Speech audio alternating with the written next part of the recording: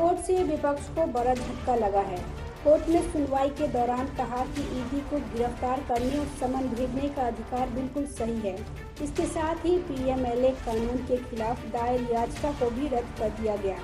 यह फैसला आने के बाद विपक्ष में हड़कंप मच गया है और मोदी सरकार की एक ऐतिहासिक जीत के रूप में देखा जा रहा है। दरअसल सुप्रीम कोर्ट में पीएमएलए के कई प्रावधानों की संवैधानिकता को चुनौती देकर 100 से ज्यादा याचिकाएं दायर की गई थी। इसमें ईडी की शक्तियों, गिरफ्तारी के अधिकार, गवाहों को समन एवं संपत्ति जब्त करने के तरीके और जमानत प्रक्रिया को चुनौती दी गई थी। याचिकाओं में कहा गया है कि जांच एजेंसी को जांच करते समय सीआरपीसी का पालन करने के लिए बाध्य होना चाहिए।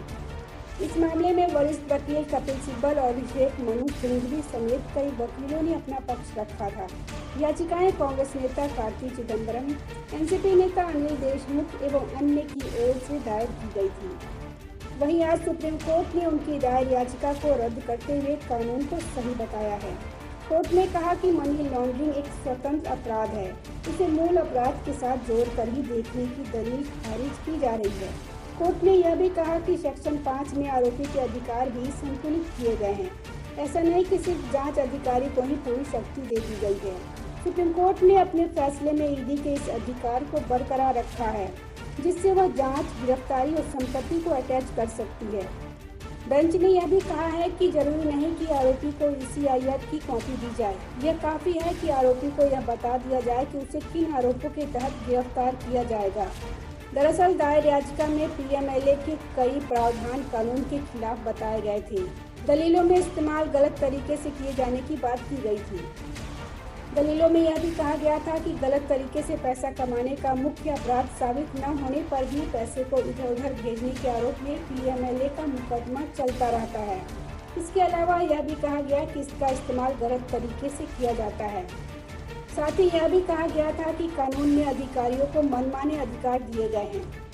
सुप्रीम कोर्ट के इस फैसले को विपक्ष के लिए बड़ा झटका माना जा रहा है, क्योंकि इसी कानून के तहत ईडी ने सत्येंद्र जैन को अरेस्ट किया है और सोनिया राहुल से भी जांच एजेंसी इसी के तहत पूछताछ कर रही है और सोनिया राहुल की भी गिरफ्तारी की जा सकती है। वहीं सरकार ने कानून के पक्ष में अपना जवाब देते हुए कहा कि कार्रवाई से बचने के लिए इस प्रकार की याचिकाएं दायर की जा रही है। सरकार ने अपनी बात पर जोर देते हुए कहा कि ये वही कानून है जिसकी मदद से विजय माल्या, नीरव मोदी और मेहुल चौकसी जैसे लोगों से अब तक बैंकों के 18,000 करोड़ रुपए वसूले गए हैं। लोकसभा में बीते सोमवार को केंद्र सरकार ने एक सवाल के जवाब में बताया था कि 17 साल पहले कानून के लागू होने के बाद पीएमएलए के तहत दर्ज 5,422 मामलों में केवल 23 लोग ही दोषी ठहराए गए, जबकि 31 मार्च 2022 तक करीब 1,04,702 करोड़ रुपए की संपत्ति ईडी ने पीएमएलए के तहत अटैच की है और 992 मामलों में चार्जशीट दायर की है। इसमें 869.31 करोड़ रुपए जब्त किए गए हैं और 23 आरोपियों को दोषी ठहराया गया है। Bureau report, public news.